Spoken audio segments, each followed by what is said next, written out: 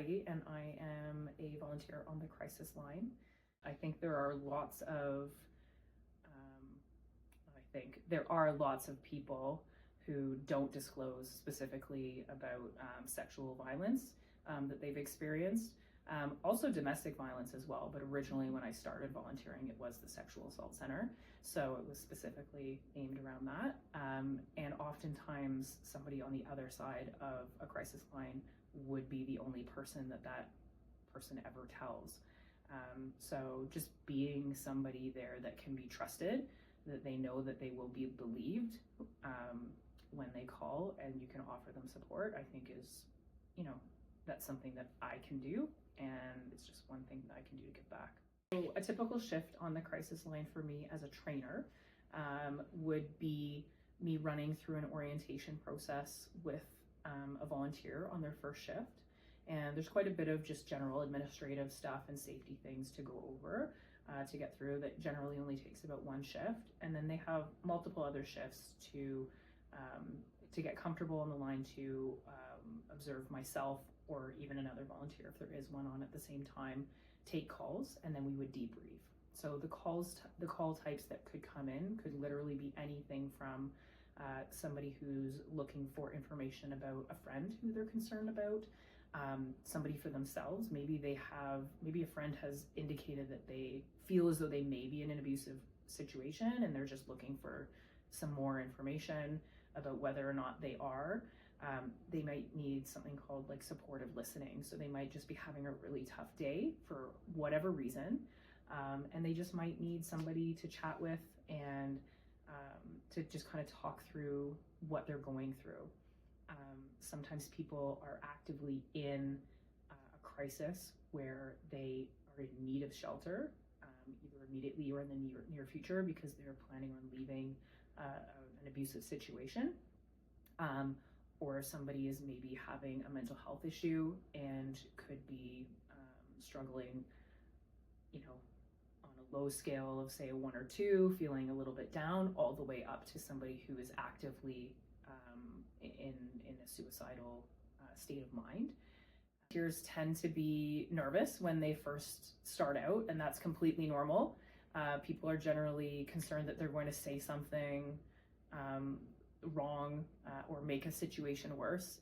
And generally speaking, if you're going to be volunteering for this type of organization, your heart is already in the right place. The moment you pick up the phone, the caller on the other line is immediately in a better place than they were 2 seconds before, because there's now somebody on the other line that is there ready to listen to them and help. So that in and of itself, I don't even think can be overstated, to just have somebody there, because there's so many people who are isolated and simply don't have anybody. So, even a friendly voice on the other end of a line is really helpful. If somebody were to call the crisis line, we would believe you. I mean, that is absolutely first and foremost. And I think that it's important for people to realize as well that survivors come in all different forms.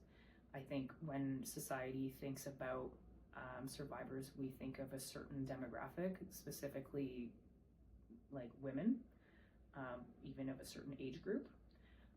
But survivors can be elderly women, they can be men, they can be boys, and we would offer support to anybody, no matter what their gender expression is, sexual orientation, religious affiliation, anything. We would offer people support and can sometimes offer specific resources that might be tailored to those people in particular. The stats show that people don't tend to believe survivors. Unfortunately, the vast majority of survivors still do not disclose, and the reason tends to be that they are not believed. Most survivors are preyed upon by somebody that they know.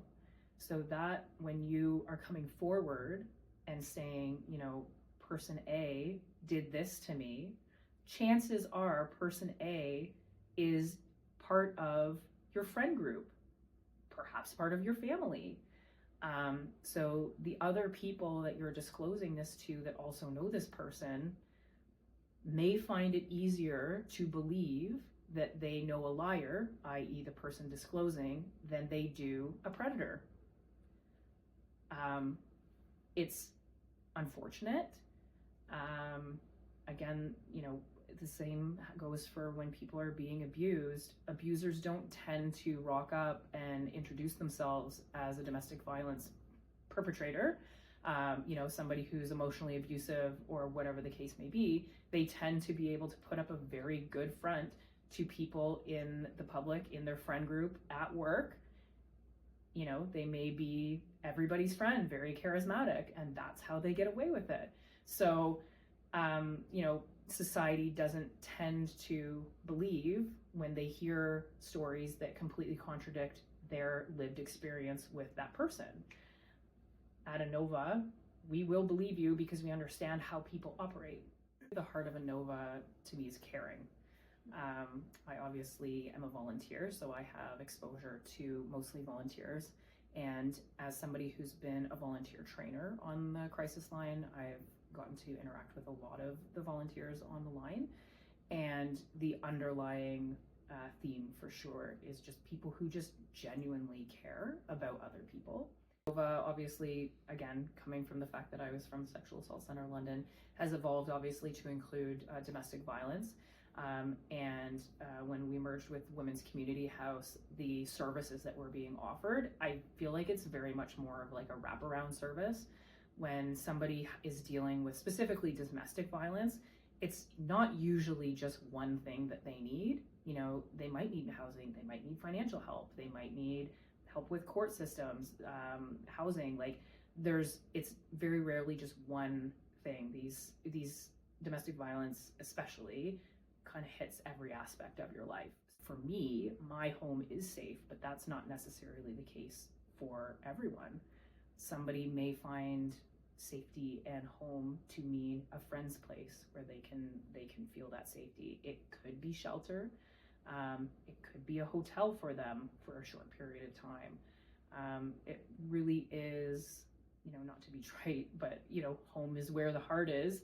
Home is where you make it. And a home should be safe first and foremost. So